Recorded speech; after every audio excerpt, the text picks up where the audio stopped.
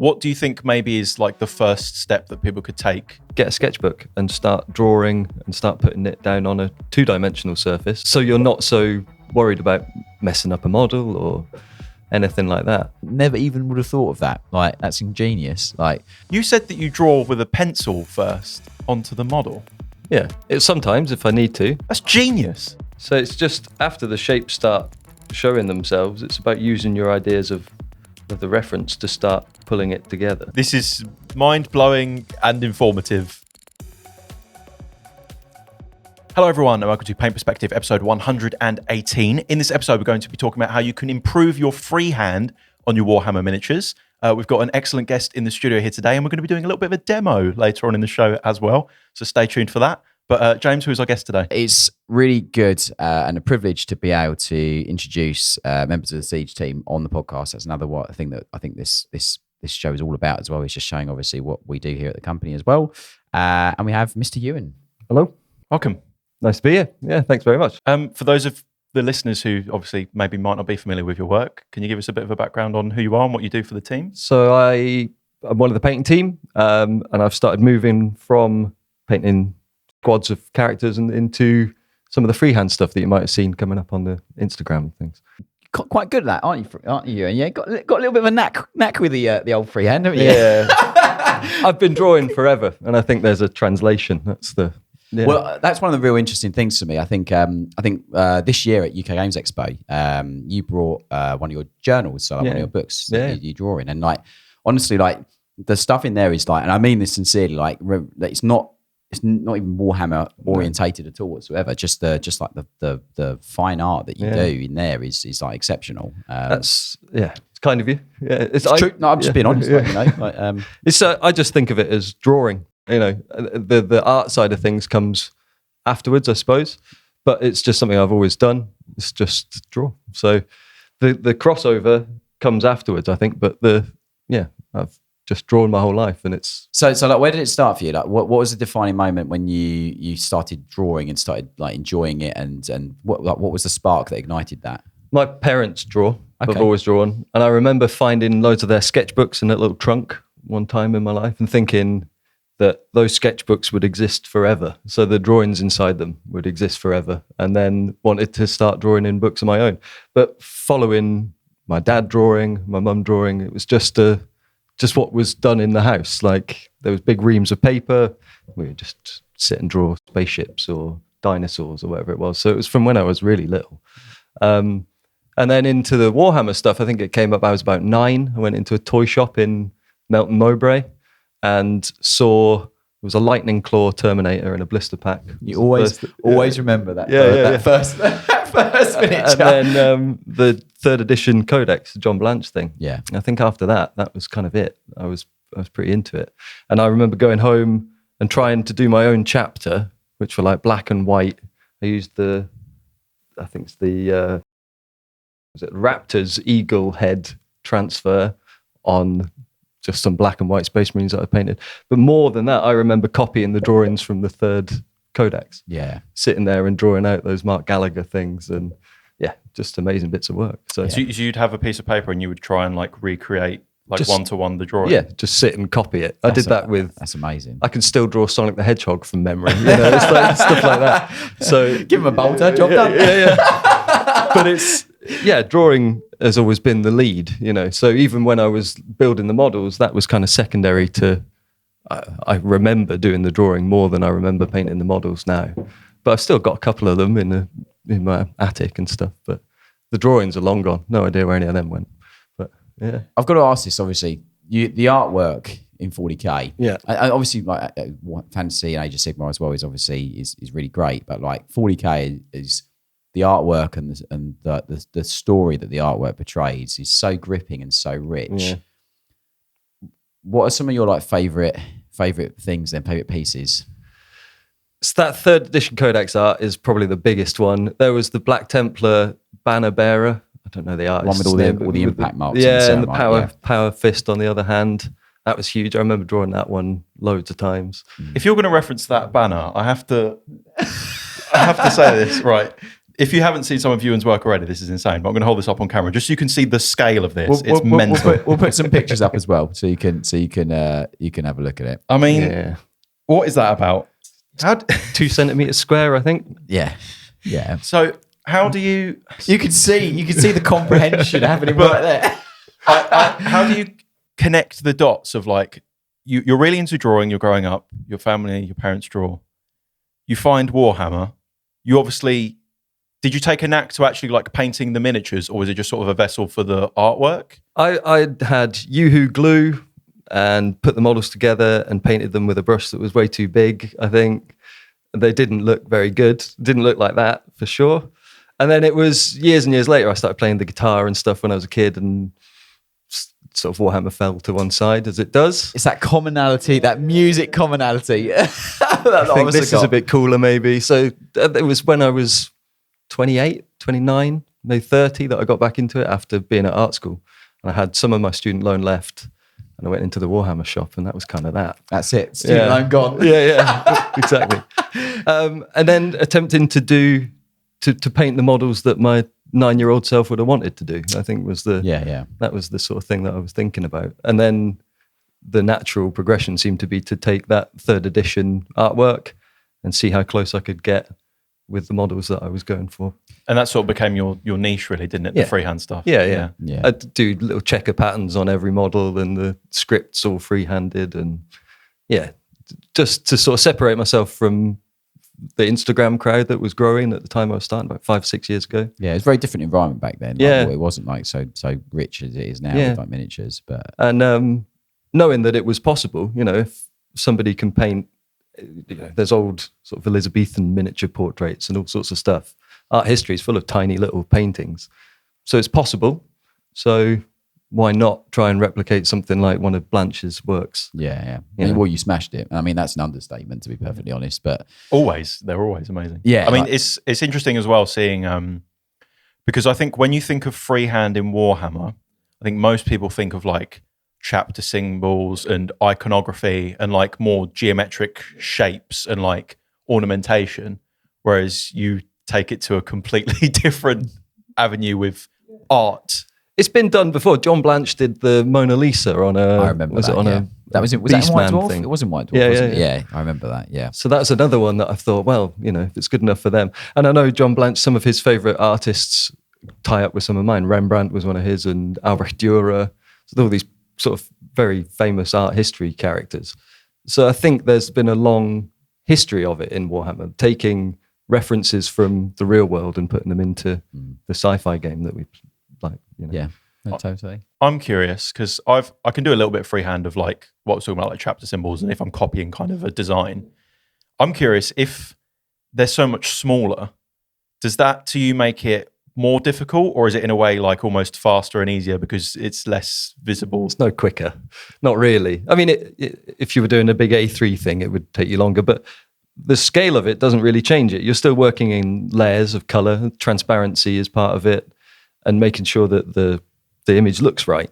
So there's as much time in getting that put down as there is in the painting of it thereafter. Yeah. So it's kind of neither here nor there. I think it balances out. They still take a while. That Templar thing took 3 days of painting at it. Wow. Probably. Wow. Okay. Something like that. Not solid, not 24 hours of the day, but yeah, long time. I think you probably need like fresh eye breaks quite regularly because especially when you're extrapolating from something to like flat and then obviously putting it on there and doing all the layers correctly so it resembles the piece as close as possible. That was bent. The flag was bent before I painted it as well. Really? So it was okay. That's just.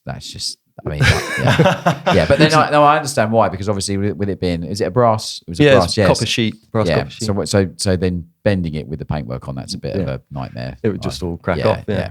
There's loads of medium and stuff in there to give it a bit of bend, I think, but. Yeah, I wouldn't want to change the shape of it much more now. No, totally. Totally. I mean, it's nuts as a piece. It's just nuts, I mean, the original artwork's amazing, and the fact you've managed to compress it down almost like Honey, I Shrunk the Kids. It's miraculous. Yeah. So can I ask them, how do you go from, picking miniature painting back up around university to working for Siege Studios? I just sent you a message one day, didn't I? A message. Yeah. Lovely message. It was great. Because I didn't really know. I'd not seen any of the adverts about how to apply at that time. Yeah. I just sort of shot in the dark. I was selling kitchens at the time, which I didn't really want to be doing. Difference, painting miniatures, kitchens. So I thought, well, I don't really want to be selling kitchens forever. So I used to sell kitchens. Yeah. It's not fun, is it? No, it's awful. So I did that for a little while, and I thought, no, I've got to be doing something that I want to do. I think before I went to art school, I'd worked with antiques for 7 years, but I wasn't being fulfilled by doing that anymore. So if there's something you want to do for yourself, I think you should try and do it. So painting models, I was getting back into it. I was enjoying it. And I thought, well, if there's money to be made, I might as well see. Not really expecting much from it because there's some amazing people that work for Siege and paint the models. But yeah, got a good message back, and here we are. Always on my best behaviour messages. But I mean, look, I'll be honest. Like, it was truly. I'd seen your stuff, and like to get a message from you was really, really kind. And obviously, look, we are where we are now, and I mean this sincerely. And I know I've said to you, obviously, in various conversations, but I really mean this. Like, I and the company, we hugely value you, like all this, like yourself and any other team member that works at the company. Like, ultimately, we're all rowing as hard as possible in the same boat to get to the same destination. Do you know what I mean? And you do a whole myriad of really different things in the business. Obviously, with miniatures. Obviously, we're talking about freehand, obviously, in this episode specifically. But like, you have painted loads of great models for the business, and you've been mega since having you on board. I appreciate it, man. It's a real pleasure. What's that process been like in terms of like painting for other people versus like getting to keep what you paint? Because that's something we hear a lot. Is like, oh, I'm really emotionally attached to what I work on, and people don't really want to part with it always. I wouldn't. I don't know. I don't think I could sell that flag. But painting up, I've done 3 Primarks now. Yeah. There's a real joy in painting that, knowing it's for somebody else, but knowing that you've done as good a job as you can on it. Yeah. And getting to paint models that you never would yourself. That's the thing. That's a special thing about it. I think that's one of the things. It gives you a different medium to I say medium, but a different thing than you normally would if you like Marines, and then like you get like a tyranny bot, or whatever. Like, it's just it makes you turn the cogs a different way. Absolutely. I think, and it's all the brush skills that you develop. It's like painting flesh versus just painting power armor over and over again. You adding to that set of skills that you're developing every time you pick up a paintbrush. Totally, yeah. So I think, it's amazing. Sorry to interrupt, but I've got some hot news from the competitive gaming community. I'd expect no less. You're the pro gamer. As the spokesperson on this podcast, the only person who's rolled any dice in the last 4 years. That's probably true, to be fair. We've spoken a little bit about Warcrow. Yeah. On a couple of other episodes. You will have remembered the Songs of the Dormant release last month. Very fondly. The breath model was pretty good. James has been obsessing over that model. Great. It's fantastic. It's been really good. He's been obsessing over it in the way that we obsess over models, in which we talk about it a lot and don't actually do much on it. But they're releasing tournament packs this year this month for Infinity and for Warcrow. Oh, right. So for Infinity, you've got the ITS tournament pack, season 17. So you should know what you're doing by now with that, really. But I imagine you can jump in if you're not familiar. However, Warcrow, season 1, WTS tournament pack. So now's like the best time to get involved. Both packs contain everything you need to organise a tournament, and they do specify that it will challenge the strongest of friendships. So you've been warned. There's also a bunch of links, helpful stuff on how to organise a tournament and everything you need to know about doing it if you want to get into it. So, do you know what is mental about these? It comes with awards. How cool is that? Literally, not only does it come with awards, the Infinity one comes with a wooden spoon. That's incredible. They do also, though, on a genuinely cool note, both come with exclusive miniatures. That I have seen. And oh boy, it looks like another spellcaster. And there's this other like robotic bunny-eared warrior of some kind, which I think also looks good. I'm more personally for me, spellcaster. You're a spellcaster. Yeah, man. I think like breath. Is breath being replaced already? No, maybe. Yeah, maybe potentially. Hasn't even painted it yet, and it's already been bumped down the list. James is fully in on the hype. The exclusive model has done its job. You know what? You know me. I like a bit of grey shame. Sign. At very least, click on the links to go and look at the models because they're really cool. And thanks to Corvus Belli for sponsoring this segment of the podcast. So I think the main thing I want the listeners to hopefully take away from this video is maybe how they can develop their freehand. Both me and James, I think you'll be quite excited to learn as well. Actually, Yeah, I am. Yeah, this is not just talk about it. This is also learn. Yeah. I guess that would be my opening question then, is like, if you're someone who does already paint miniatures, to varying degrees, what do you think maybe is like the first step that people could take to maybe the road of working up to painting something as crazy as that? I think you just got to do it. You've got to start at some point. The same with anything. You've got to be willing to make some mistakes, but start doing it. And I think the other bit of advice I would give is to get a sketchbook and start drawing and start putting it down on a 2-dimensional surface, although banners can be flat and stuff. But so you're not so worried about messing up a model or anything like that. But I think it just comes from practice, the same as anything else. I know it sounds a bit like a get out of jail free card. No, it makes total sense. Like, because you've got to translate it from like, again, like the pad or the sketchbook is almost the safety net before doing it on the model. And like, you can't, on a model, you can't go, I'll do it this size. And then I know it's got to be this size. I can't go this size, smaller. You've got to do it. Do you know what I mean? So being able to, let's just say hypothetically, I don't know, it's a shape like an arrow, like a tactical arrow on a shoulder pad, and you want to freehand it on. You might not feel confident, to use that term, to do it on the pad straight away. So drawing a bigger arrow, refining it, and getting it smaller and smaller in a row so that you get it consistent in that row will potentially help. So then when you've done like 5, 6, 7, 8 repetitions of it going smaller, approaching the pad, it's almost second nature, although it's on a different surface. Does that make sense? Yeah, absolutely. I think these things, they're more akin to a traditional drawing or painting approach, because that's what you're trying to get at the end of it. A symbol like that is kind of rudimentary shapes when you can cut in with the base color on the background, and you can do lots of things to get those angles straight. But when it's more of a skull or a bit of filigree or a scroll or something, they're more organic shapes, and you just have to practice drawing them, practice finding those shapes that fit on the shape of the tilt shield or whatever it is.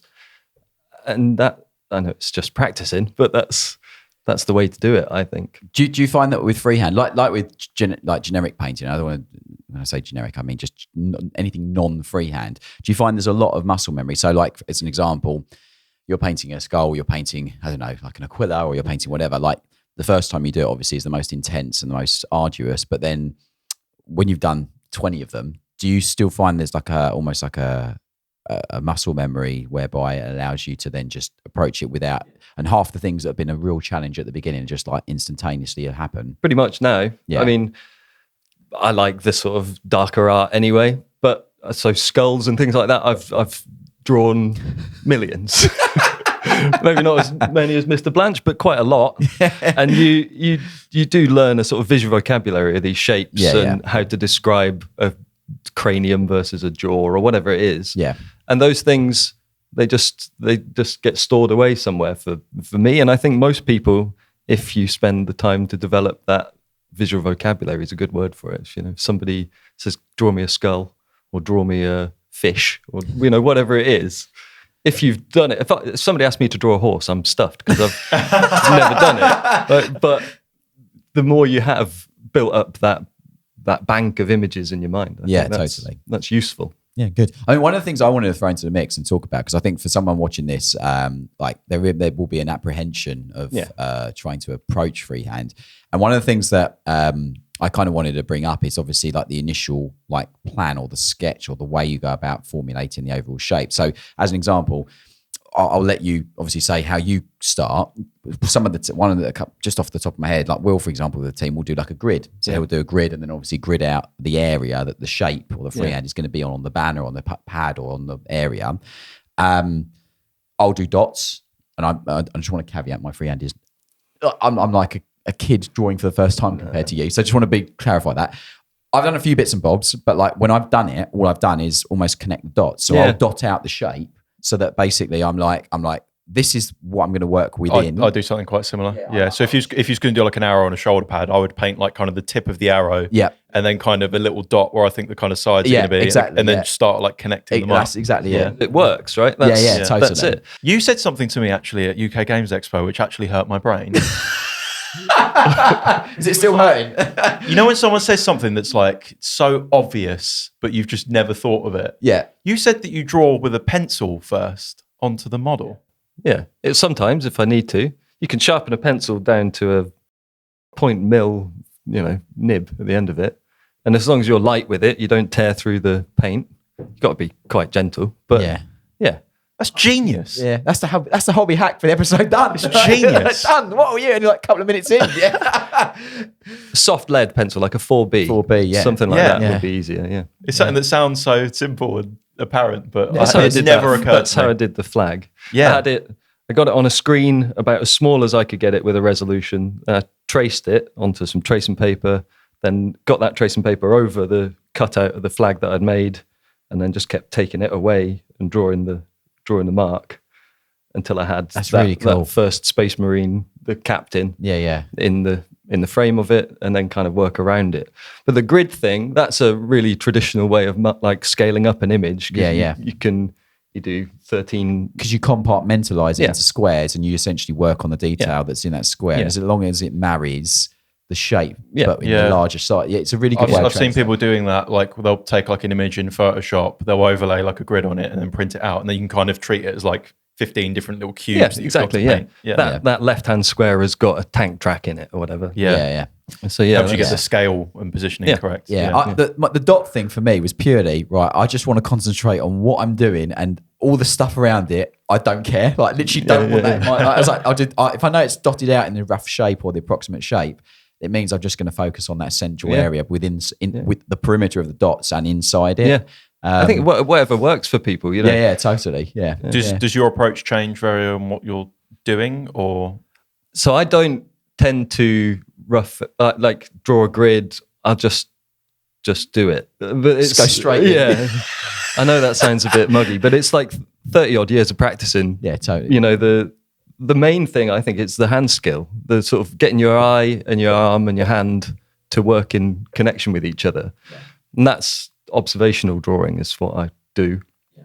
And that's looking at something and just following the line and just using your brain and your hand to do the work for you.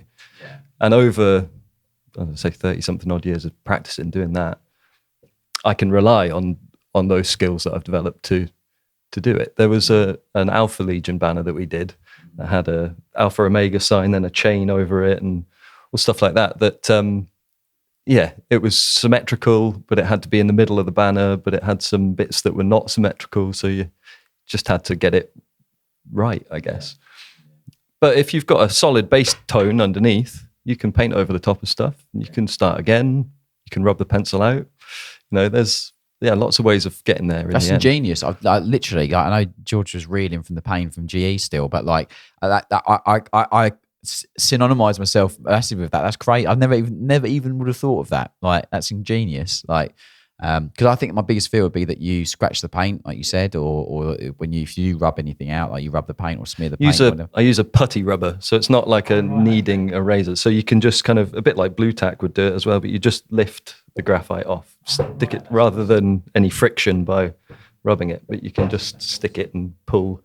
So you might not get rid of every piece of grey that's on there, but you'll lift enough of it away that you can you can draw over it or see it. Yeah, no, that makes perfect sense. Yeah, that's crazy. I think that's genius. Absolute genius. It is excellent. If you're listening to this podcast, then there's no doubt that you're looking to improve your miniature painting skills.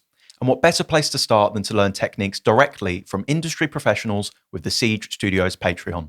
As a member, you'll gain access to our entire catalogue of masterclass video tutorials with exclusive content going far more in depth into painting techniques than you'll find on YouTube, hundreds of easy to follow step-by-step PDF tutorials, and the ability to get dedicated video feedback on your miniatures so you'll always know what skills you need to improve next. Plus, tons of other additional benefits, all bundled for the same cost as just a few pots of paint. So what are you waiting for? Take the next step in miniature painting and improve your skills by heading to patreon.com/Siege Studios. This might feel like a bit of a loaded question, but it's honestly not. I say with miniature painting, I've always thought of it as more of like a skill. And people say to me like, oh, you're so talented, you're so lucky you can do that. And I've never thought of it like that. I've always thought of it like when I first started doing this, I was absolutely rubbish at it. and it's only because I practiced very hard for a very, very long period of time that I learnt to get good at it. Do you feel that because you're fringing on the more like artistic side of like, it's a bit different, it's a bit more creative, like because you're conceptualizing ideas with like fine art and freehand art and balance and stuff, rather than painting like a sculpt that has been given to you.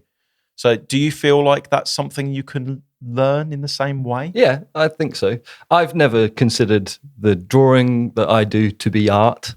I think it's... Really? Yeah, no. Why?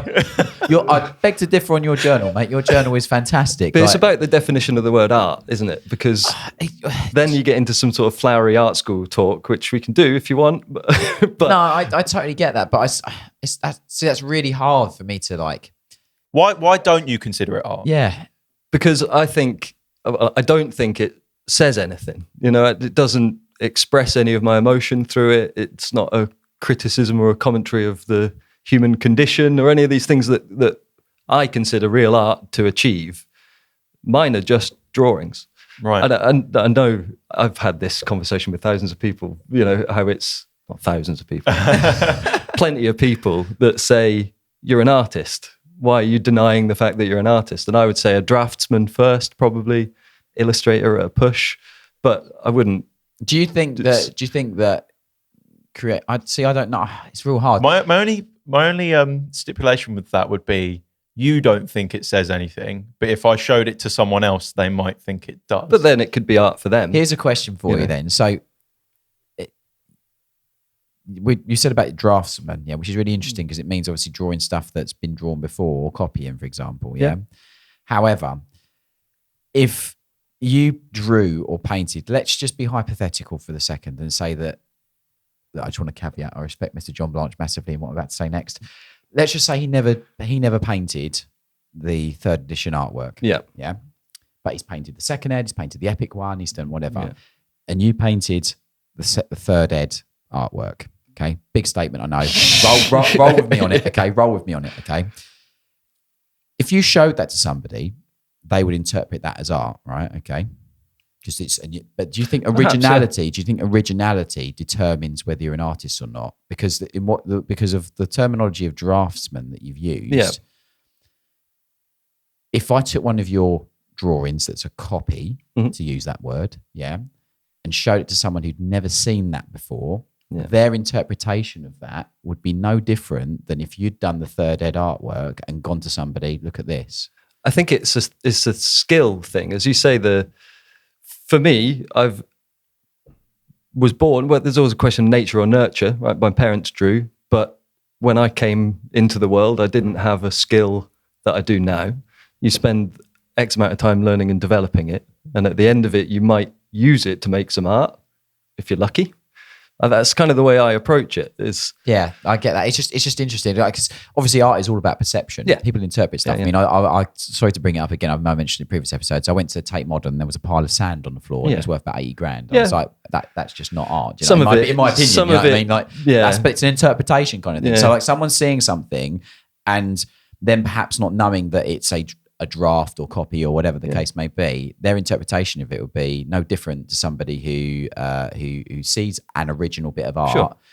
They'd still see it as that. So that's I wonder really whether they're seeing the skill involved in making something and going, you can only do that if you're an artist, if you have art training. That's art with a capital A. You know, it's right. Okay. It's I think there's a bit of a misnomer for people seeing something that is technically well done and then just calling it art because maybe they can't do it themselves. But I think kind of everyone could if they spent a long time practicing it. I've been playing guitar for a long time, but I've been trying to learn classical guitar recently, and it's this whole different monster. Yeah. And 25, 30 years of playing the guitar, I feel like I'm 6 when I'm trying to play tremolo picking and stuff. It's so hard. Yeah. But when you watch the guys doing it, they've been playing classical guitar since they were children. Yeah. And that's why they're so good at it. So I think anything can be achieved with time and practice. And maybe not everyone's got 30 years to spend practicing. No, totally. Yeah. But I think if you want to achieve something, then that's the way to start doing it. So for those of us who haven't got 30 years to practice, what do you think are some good, like, or maybe what would you suggest people start with in terms of maybe like designs, or what are maybe some more approachable shapes and things that are actually useful though? Do you know what I mean? Because like you could sit here and say, yeah, paint an arrow, but like I don't want my Space Marine to have an arrow on it. So say I've got like a banner bearer for my army, whatever army it is. What do you think is maybe a good way to approach doing some artwork for that? Looking at scrolls was one of the first things that I learned how to sort of paint freehands of, because, you know, they see them on the legs of Space Marines, you see them on shoulder pads, all that stuff.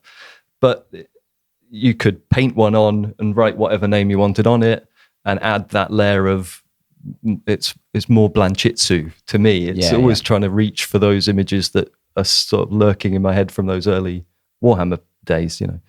And they all had that. They were all really heavily embellished with lots of stuff.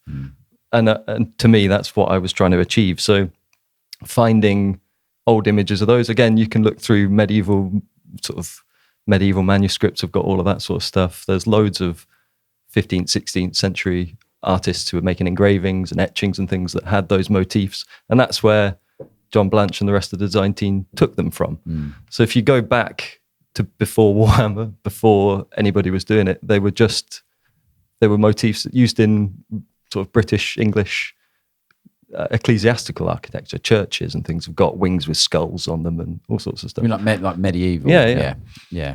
So those things they're referenced all over history. So you can go to a church, you can find something on a tomb, and you can sit and look at it and draw it or photograph it and build up a collection of images that you can then use as references. Do you do that? Do you take photos of stuff that you see? I've got my phone's fully clogged with loads of photos, But I collect sort of books is the way I do it. So there's loads of books that are about churches in Northern England and you know, these kind of things that have got grainy black and white photographs that were taken by some hobbyist 50, 60 years ago. But saves you having to travel to these places, or you get books about the, you know, great cathedrals in Europe and stuff. And all of those architectural things have tie-ins. There's loads of stuff like that. You know? Is that something you'd regularly reference? Like if I said to you, we've got this project coming up for Siege, the client wants you to just come up with your own design for, you know, XYZ army. If I sat you down with just a blank banner and said, you've got to paint this now, come up with your own design, would you start out by looking at reference or probably come up with concepts? I'd squirm for a little bit, but that's That's good to know that you're human. But that's how I would go about it initially. I mean, the internet's huge. You can find whatever you want on there, but I like to work from books because when I'm working at the desk, I can have those at hand. Doesn't need power. Yeah, exactly. Exactly. Yeah. No, I'm like yourself. I enjoy books a lot. I think there's something about it having that there physically, tangibly in front of you, and it's not just, you know, it's just not a screen. I'm an iPad kid, unfortunately. I like being able to zoom in. I had wooden toys when I was little. Yeah. So where does the drawing overlap with that then? Because obviously you've got this like simultaneous artwork that you I don't want to call it a hobby. You that can seems call it whatever you disrespectful, want, but like you've got this kind of like parallel lines going on. Like we've seen your sketchbook. Is that like just something you treat completely different, or do you think they feed into each other? It's pretty separate. Other than, again, that hand skill thing. I had spent my life drawing. I'd never painted. I'd never done a canvas, never bothered with paint. I thought, I'm quite good at drawing, I'll just stick to that. Fair. Until I came and started painting Warhammer again. And I thought, well, I've got to learn how to mix paint and how to get consistency and to do all of those things that we've spoken about on here before. It's all sort of undeniable. If you don't thin your paint properly, you're not going to get the result that you want when you put it on a model. There's only one way to learn how to do that, is to do it properly. So the drawing, as I said, it's just having so many years of understanding how to get the end of a pencil to land exactly where I wanted it to be, that hand skill transfers to the end of a brush, I think. And beyond that, it's learning, as I said, color theory and all of that stuff, and layers, opacity, loads of stuff about paint that doesn't come into drawing. So I'm still learning every time I paint something new. There's another, you know, how to get a reflection on something, how to do OSL or loads of stuff. But the translation for me comes from practicing your hand skills. Do you find there's a lot of transferable pressure management and control from a pencil or pen, because you sketch obviously in ink as well, to a paintbrush? Is there a lot? Do you find there a lot of commonality between when you sketch on a pad to the way that a brush will behave? Is there a lot of commonality between that? Just for people watching this, if they feel maybe they want to draw first rather than paint first, how much commonality is there, do you think? It's just different surfaces. Yeah. So there's differences. You'll feel a difference in the friction that's going behind a pencil and going behind a ballpoint pen, behind a paintbrush. They feel different. You don't really have much feeling with the paintbrush, no, do you, really? But you can learn to know when it's just the point of the brush that's on the surface. With a bit more pressure, it flattens out and it splays out, and you learn how to avoid those things or how to use them to your advantage. There's lots of things like that. But with drawing, I think or relating it back to model painting, if you want to practice painting a straight line down the edge of an edge highlight, it doesn't need to be on a Warhammer model.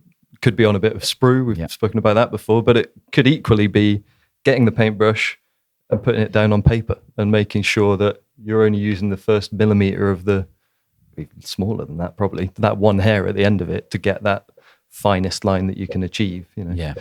Those things, it's just practice. Do you find that paint consistency has almost got its own language when it comes to freehand? Because I would expect you need kind of what you already know about thinning paints, and in regards to painting a miniature, I would expect is probably going to be different behavioural characteristics you need for different tasks in the freehand world, right? Yeah, I work quite thin so that it works up in layers of itself, and you're never going to overpaint something that you can't go back from that way. Because if you can put down a heavy layer of black over something that's a lighter colour, then it takes way more work to layer back that lighter colour over the black again. So if you're working in thinner washes of light to dark or dark to light, whichever way, as long as you're working thinly enough, you allow yourself that scope for changing it as you move through the image.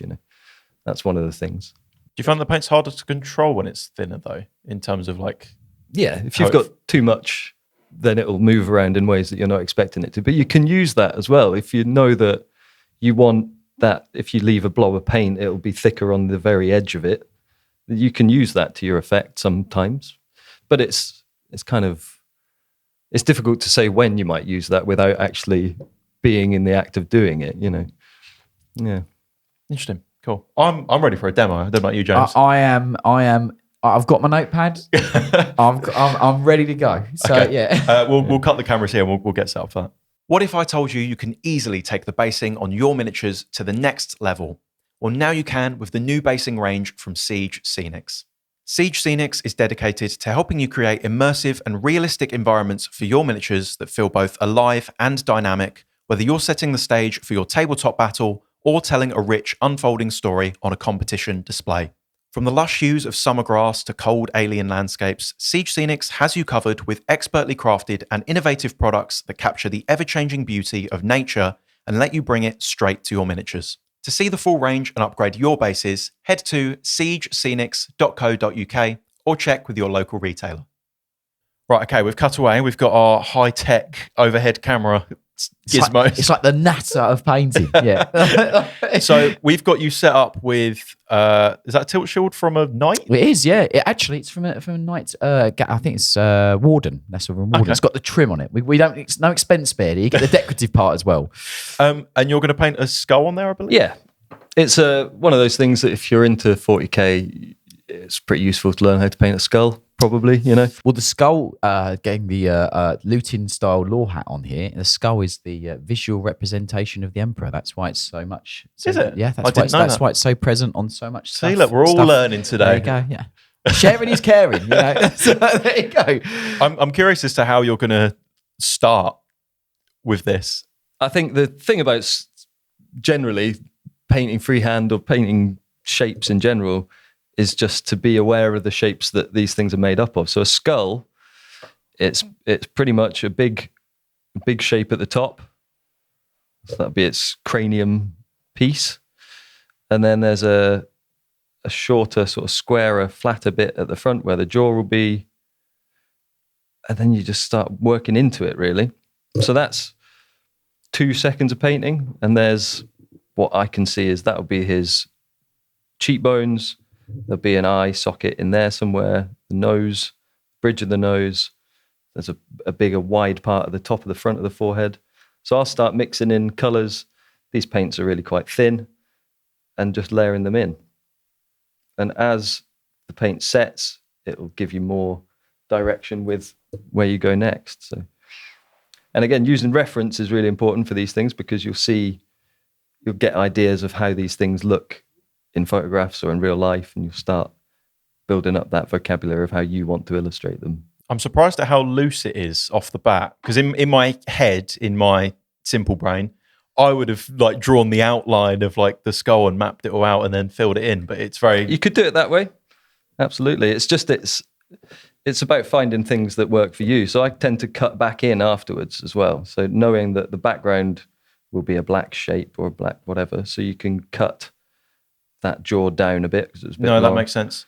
I think that's something that people often overlook, is the cutting back in part. Like I often say when we're painting like script on scrolls, you're as much painting the background back over the letter as you are painting the letter on, if you know what I mean. 100%. Yeah, like that's a classic thing when you do the word or a name on a scroll. If one of the letters is slightly bigger, you can use the parchment color to just kind of tweak it. It's not like writing on a piece of paper with a pen where you have to do the letter correctly. No, you can't lift the paper and just cut into your biro mark. You know what I mean? I wish. God, I'm left-handed. My writing would be so much better. But literally. I've always been quite grateful that I'm right-handed for that reason, because you draw over yourself all the time. Yeah. The amount of ink I get on my wrist, I might as well just get the pen and draw on my skin. Do you know what I mean? It's like... So we're starting adding in some of the darker areas, you know, the sockets of the skull, where the eyes will sit. So then, again, using your references, as I said, I've drawn these things so many times that I have a vague idea. Positioning and things like that. Yeah. So you get an idea that the cheekbone curves around the back of the eye socket and lifts up into the nose bit, the bridge of the nose.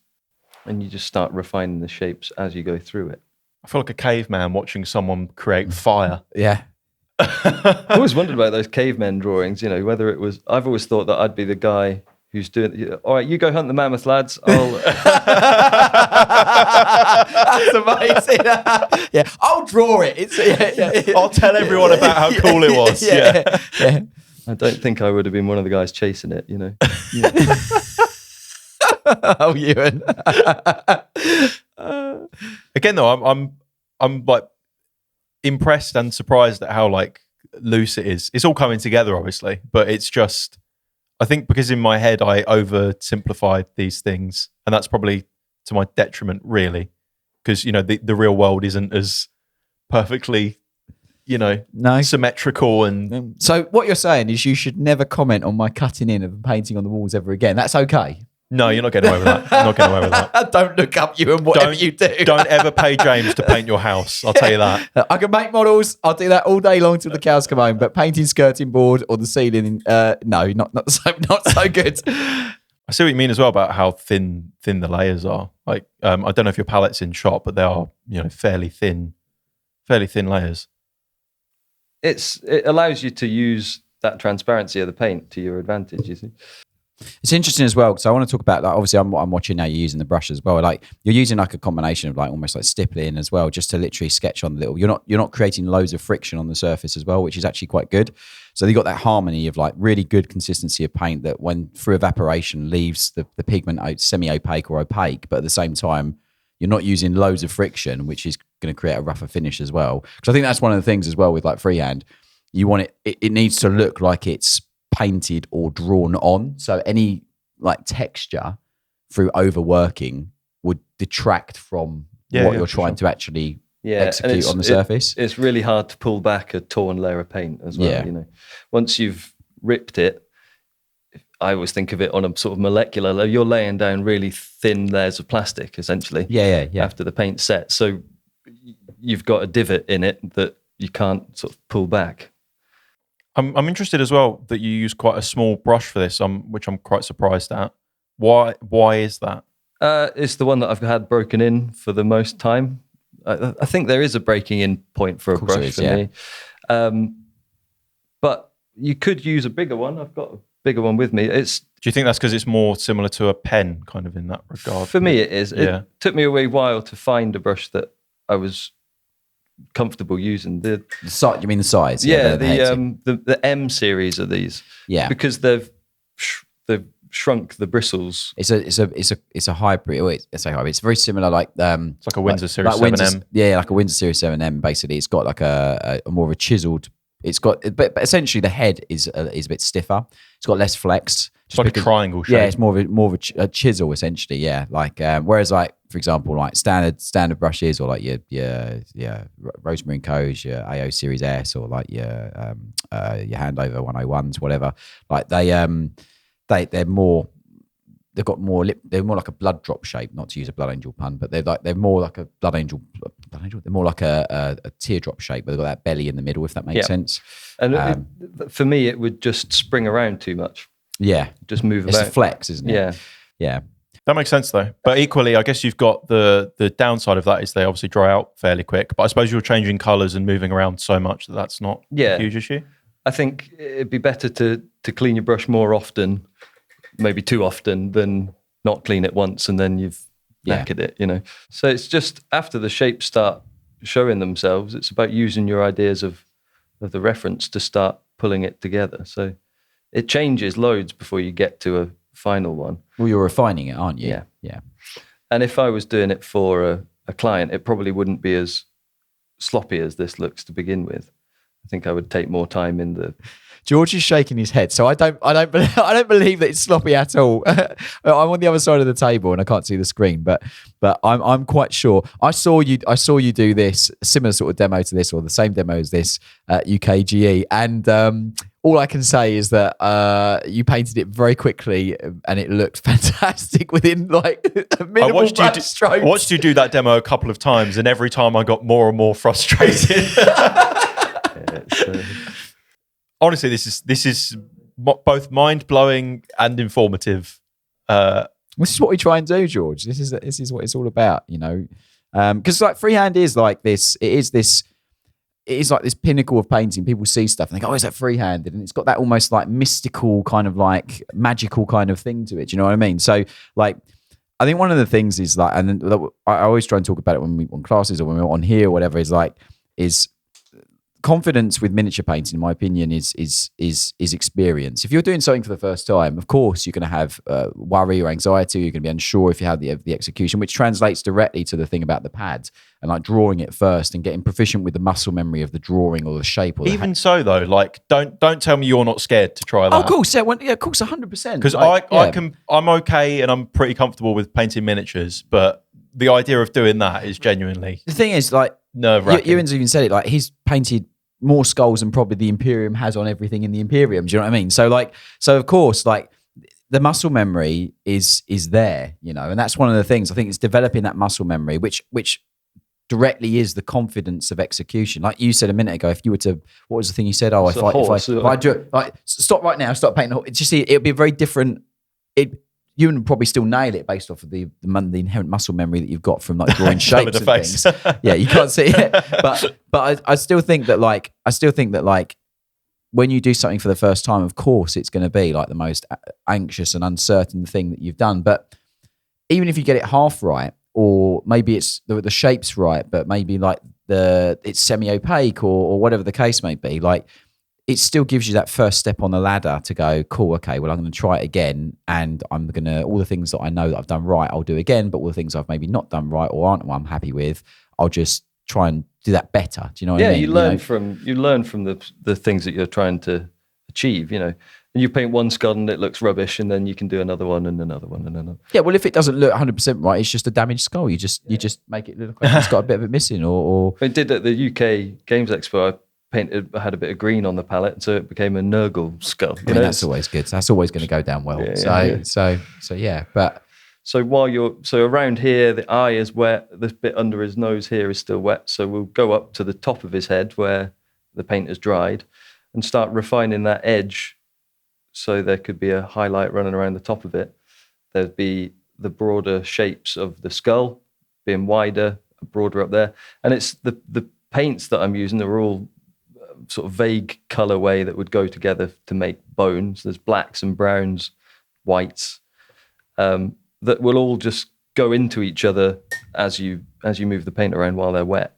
So you needn't worry about the colours that are made in between, because they'll all work for what you're trying to describe, a piece of bone. You know? And would you describe that as like wet blending, what you're doing with the... Kind of, yeah, I guess. It's a layering, it's a bit of wet blending as well. But not in the... Wet blending's always been a funny one for me, because it goes...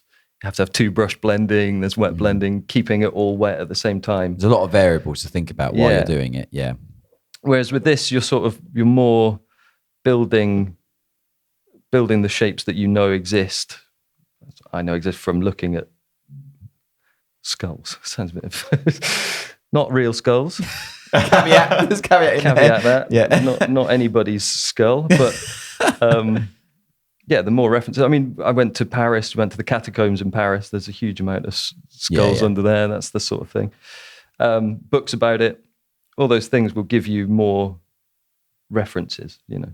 And then, 40K artwork in general, it's like, it's amazing, and it's laced everywhere. That's simple, and again it nods back to the thing I was saying, that like, especially on Imperial armor, and like even like Marines where they have a skull on their chest in the middle of the quilt, it's the effigy of the Emperor. That's what it represents. So that's why it's literally everywhere in everything that you see. I'm just making the edge of the skull a bit bigger, because I don't think it would have fit a brain inside that little. Getting it anatomically correct. Well, that's it. Yeah. But again, the more times you've done it, you'll realize things like that's too thin for that to be a skull that looks right, you know. And I guess because the background is one flat color, it makes it fairly easy to adjust that as you go.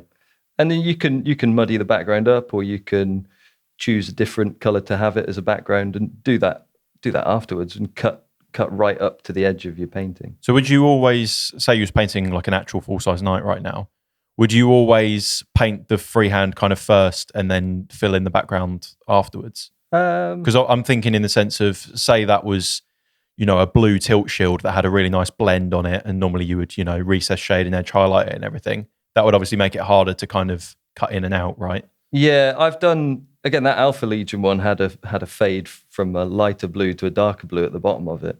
And I left that on for most of it until I had to go around bits of it that were faded, and in between bits, so that in between the links of the chain had some of the transition was in those. You just kind of have to rely on your knowledge of blending to kind of fill it in afterwards. So I painted over an already blended surface, and then hoped that I could repair as I went.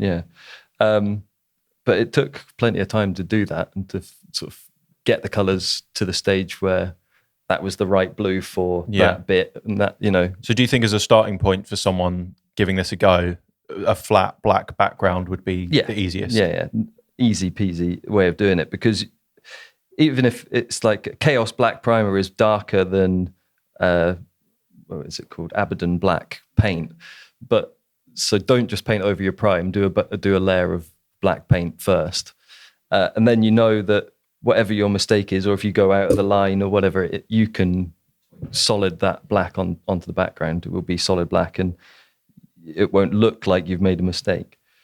But making the mistakes is also part of it, you know. I think that's part of where you learn. Have you ever had any particular like disastrous events? Yeah. So I go life drawing quite a lot, not so much anymore these days, but I used to do quite a lot of it. And I used to get quite a kick out of, there's a whole room full of people who are really quietly, studiously doing their drawing, and they'd hear, I'd just tear the page in half if I went wrong with it. Or drawing in biro was another thing, because I taught myself not to be too precious over the things that I was doing, because it's just drawing. It's slightly different when it's a client's night, or a freehand on so-and-so's wing, or whatever it is.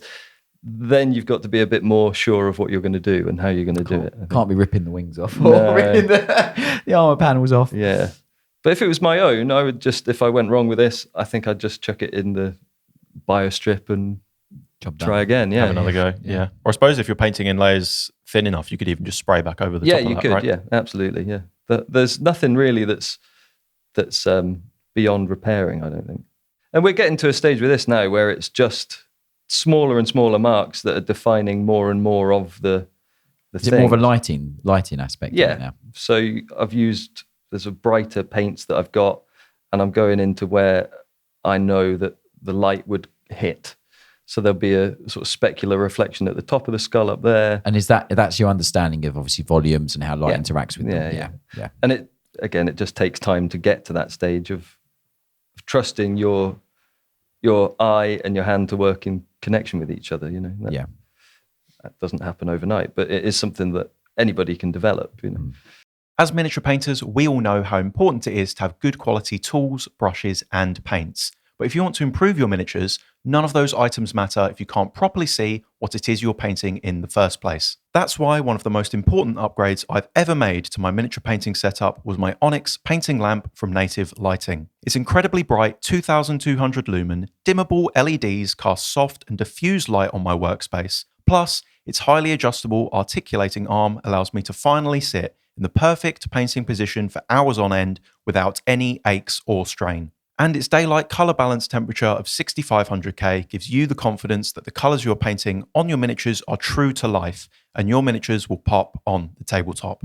To upgrade your setup to the professional grade equipment that we rely on here at the studio, head to siegestudios.co.uk/shop or check the link in this episode's description. So I think we could keep going with it. And if it was a banner that you were going to spend, if you're going to put it on something, valuable for your army, you might spend a bit longer. But I think for a sort of quick demo, that's probably finished for now. Yeah, let's have a look. Let's have a look. Come on. Okay, all right. For the time you've been painting it, that is like ludicrous. Like honestly, fair enough. I mean, like just first things first is like just the overall shape and like the realism of it as well is like. You can go in and shade areas and like contour it and obviously sculpt more of the structure of the muscle structure, more of the bone, obviously just with shading and stuff. But that's the time you're talking about, and really what that is like just the rendering of it and the refining of it. Obviously, we've only been doing that for. Let me have a look because I haven't seen this 10 minutes. What is it like? Something like that? Like. It's mental. For a real short period of time. It's like 10 minutes. I know. And I just want to say as well, he's done this without reference. Yeah. Like there's we haven't got a photo of a skull up here or anything. Yeah. That's insane, dude. Yeah.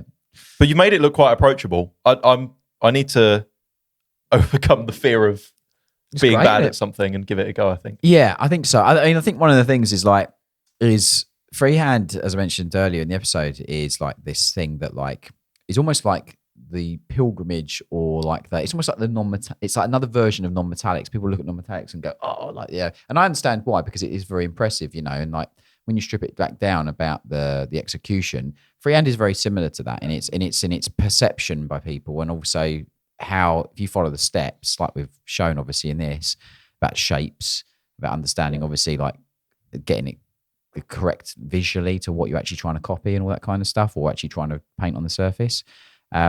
We just want to alleviate and really ultimately have more people trying it, I think, is ultimately the goal of this. Yeah. I think it's one of those things with art, with a capital A. People look at it and think, I can't draw, or I can't paint. But if you give a baby a sketch pad and a box of crayons, it will start making marks. They will start making marks. And it depends how far down the art school road you want to go with it, but making a mark is a drawing. It doesn't have to be a finished piece of something. Visual thing that you identify, yeah. So then when you sort of break it down into that, it's about learning how to make marks that you want to describe leather or bone or metal or in shiny gold reflections and things. Well, it nods back to that thing where like ultimately with painting, like you mentioned leather, you mentioned obviously metal, and like this is a bit of plastic. Yeah, literally. I say this all the time. Your job as a painter is to deceive the eye of the viewer. That's what it is. You're tricking the eye to make them believe it's leather or steel or gold or silver or whatever.